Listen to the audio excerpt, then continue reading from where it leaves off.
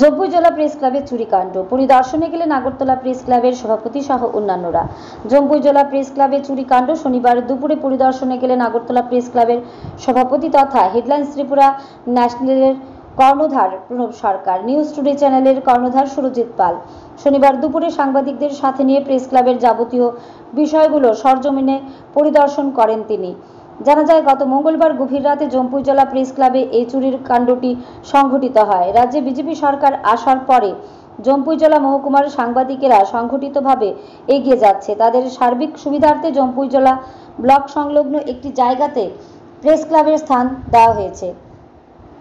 সাংবাদিকদের অফিসে চুরির হানা এটা অত্যন্ত নিন্দনীয় বলে মনে করেন আগরতলা প্রেস ক্লাবের সভাপতি। জম্পুই জেলা এবং টাকারজলা থানা সহ পুলিশ প্রশাসনকে অবিলম্বে এর তদন্ত করে দোষীদের গ্রেফতার করার জন্য দাবি জানিয়েছেন তিনি। অফিস থেকে সবকিছু নিয়ে যায় চোরের দল। এহেন অবস্থায় সাংবাদিকদের অসুবিধার বিষয়টি বিবেচনা করে প্রেস ক্লাবটি মেরামত সহ বিভিন্ন ধরনের সহযোগিতা করার আশ্বাস দিয়েছেন আগরতলা প্রেস ক্লাবের সভাপতি প্রণব সরকার। পাশাপাশি প্রেস ক্লাবটি মেরামত সহ প্রয়োজনীয় সামগ্রী দিয়ে সহযোগিতা করার আশ্বাস দেওয়ার কৃতজ্ঞতা প্রকাশ করেন জম্পুই জেলা প্রেস ক্লাবের উপদেষ্টা লক্ষণ দেববর্মা, সম্পাদক শিবচরণ দেববর্মা সহ মহকুমার সাংবাদিকেরা।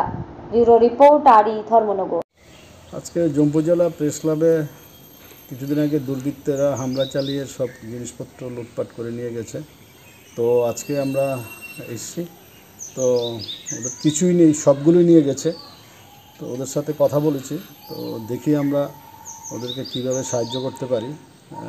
প্রেস ক্লাবকে আবার ঘুরে দাঁড়াতে হবে এবং এখানে ওরা যাতে কাজকর্ম করতে পারে, সব কিছু ঠিকঠাক করে এটা মেরামত করে এবং আগের মতন টেবিল চেয়ার করে, সেটা আমরা দেখছি কীভাবে সাহায্য করা যায়।